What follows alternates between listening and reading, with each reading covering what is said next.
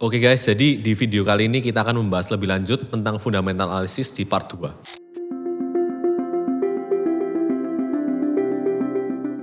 Di video kali ini kita akan membahas lebih dalam tentang fundamental analysis, lebih khususnya tentang tokenomics. Tokenomics poin pertama yang penting yaitu tujuan token harus jelas. Yaitu token harus memiliki fungsi spesifik dalam ekosistem. Seperti pembayaran, governance dalam sistem DAO biasanya, kemudian staking, kemudian insentif untuk pengguna. Contohnya token digunakan untuk membayar biaya transaksi, biasanya kita sebut dengan gas fee. Contohnya yaitu ETH di blockchain Ethereum. Atau memberikan hak suara dalam DAO. DAO ini semacam voting governance, menggunakan token tersebut sebagai kuota untuk voting dari governance sebuah project. Contohnya seperti Uni di Uniswap. Kemudian sebaiknya kita hindari token yang hanya dibuat untuk penggalangan dana tanpa utilitas nyata. Karena belakangan ini banyak meme coin itu dibuat hanya untuk penggalangan dana saja. Itu tidak ada unsur intrinsik fundamental untuk long termnya. Kemudian kedua itu kita juga perlu lihat distribusi tokennya, itu juga harus adil. Nah yaitu alokasi yang transparan untuk distribusi token yang jelas. Misalnya berapa persen itu untuk tim, kemudian juga ada yang untuk investor, kemudian untuk ada yang komunitas, dan juga cadangan sebagai pengembangan ekosistem. Dan juga jadwal vesting ini juga sangat penting untuk diperhatikan. Token untuk tim dan investor awal itu sebaiknya memiliki periode vesting untuk mencegah dumping pada pasar. Nah ini adalah contoh simpel untuk distribusi token yang seimbang. Ini yang benar-benar ideal, yaitu misal 40% untuk komunitas, 20% untuk tim, kemudian 20% untuk investor, dan juga 20% untuk pengembangan ekosistem proyek tersebut.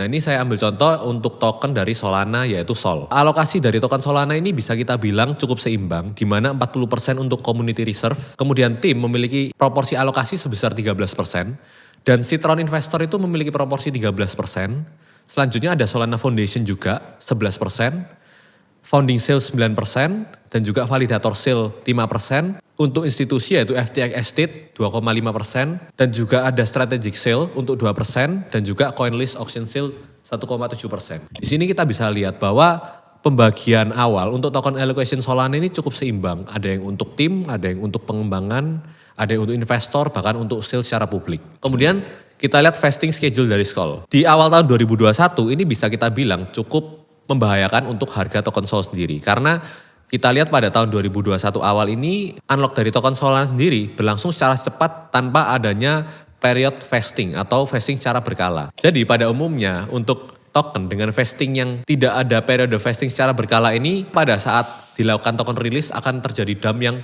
cukup besar. Kemudian poin ketiga untuk tokenomics yaitu pasokan token yang terkontrol. Yaitu seperti contohnya Bitcoin. Bitcoin itu memiliki pasokan yang terbatas yaitu 21 juta nanti setelah selesai ditambang. Ada juga token yang sifatnya inflationary, contohnya seperti Ethereum yang menggunakan proof of stake. Ada juga token yang memiliki mekanisme pembakaran atau burn untuk pembakaran secara periodik agar dapat mengurangi pasokan dari token tersebut. Contohnya itu adalah token BNB. Kemudian juga selain itu yang perlu dilihat di dalam sebuah project tentunya ada ekonomi untuk token project tersebut.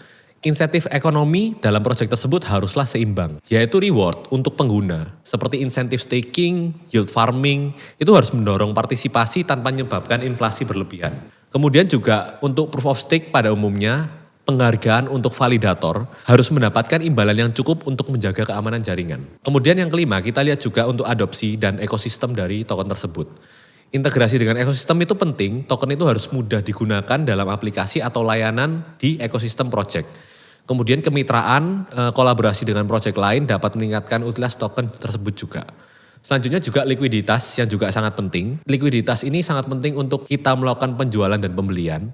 Pastikan token itu yang tersedia di bursa terpercaya dengan likuiditas yang cukup untuk mencegah volatilitas yang ekstrim. Nah berikut ini adalah contoh untuk tokenomics yang baik. Yang pertama yang kita tahu juga pasti Bitcoin. Bitcoin ini memiliki nilai token maksimal sebesar 21 juta koin sehingga bisa dibilang Bitcoin ini deflationary. Selain itu ada juga mekanisme halving yang menambah kelangkaan dari token Bitcoin ini. Setiap 4 tahun kita tahu ada cycle halving di mana halving ini membagi dua reward yang diberikan kepada miner untuk Bitcoin.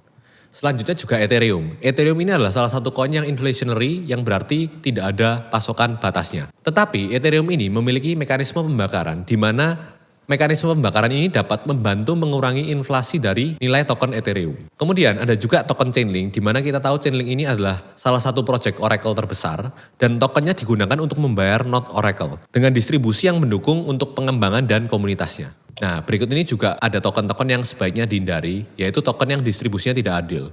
Ini biasanya terlalu banyak token dialokasikan untuk tim atau investor awal. Selanjutnya juga token yang memiliki inflasi yang berlebihan, tidak ada kontrol untuk inflasinya. Umumnya token seperti ini memberikan reward yang terlalu besar tanpa mekanisme pembakaran atau countermeasure untuk melawan inflasi token. Kemudian selanjutnya ada token yang tidak memiliki utilitas dan tidak punya fungsi nyata, sehingga demand-nya hanya sekedar hype saja. Kemudian juga hindari token yang dimanipulasi oleh pasar, di mana token tersebut itu didump atau dijual oleh tim atau investor besarnya. Nah itu tadi untuk fundamental analysis part 2, di mana kita melakukan pembahasan tentang tokenomics, yang di mana itu sangat penting untuk ekonomi dari token tersebut. Kita lanjut untuk fundamental analysis part 3, see you guys in the next video.